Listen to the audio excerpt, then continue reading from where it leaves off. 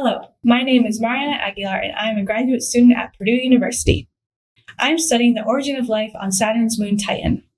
Here I am in front of the Perseverance rover, which is currently looking for signs of life on Mars.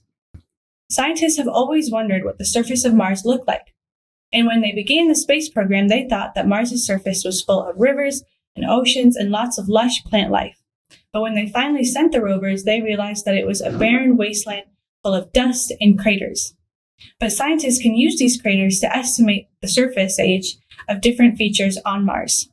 Now, I have a great lesson that's going to show you exactly how to do this. Let's go ahead and get started. Here I have my friend Ray with me. Ray. Hi, I'm Ray. I'm a junior studying physics at Purdue with minors in astronomy and philosophy. Okay, so here I have the materials we're going to use for our lesson. I have two images of different regions on Mars.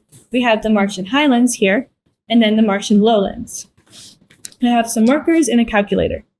So we're going to use these two images, which you can see are very different. We have the Martian highlands, which has lots of big craters and many more craters than the Martian lowlands.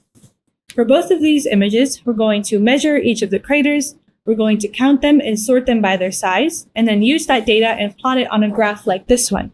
Then we'll use that data to interpret what the ages of these different regions are.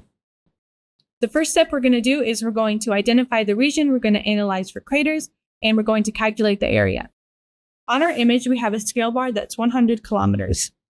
We're going to measure that using a ruler to determine how many centimeters the scale bar is on the picture. We can also see on the image that we have these black lines. These represent longitudes on Mars.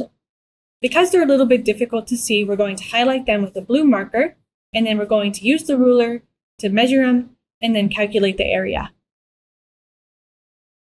Once you've done that, you can begin outlining each crater within your area. You might notice that some of the craters are not completely within the region you've highlighted. If so, count them if they're more than halfway inside. If not, you can omit them. Now that you've finished outlining your craters, you can begin to count them and sort them by their diameters and count their totals in the data table. And once you have that, you can calculate the frequency and plot that on this graph. So if you have a crater diameter of 125 kilometers, you can calculate the frequency and plot it here on the graph and do that for all your other points. Once you've graphed that, you can put a best fit line. And using your best fit line, you can use this to estimate the age of your Martian surface.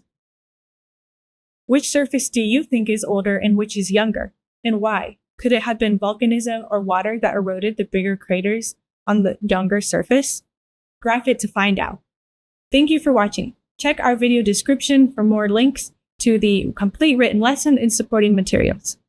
Please subscribe to our channel to get more videos and experiments from Saturday morning astrophysics at Purdue.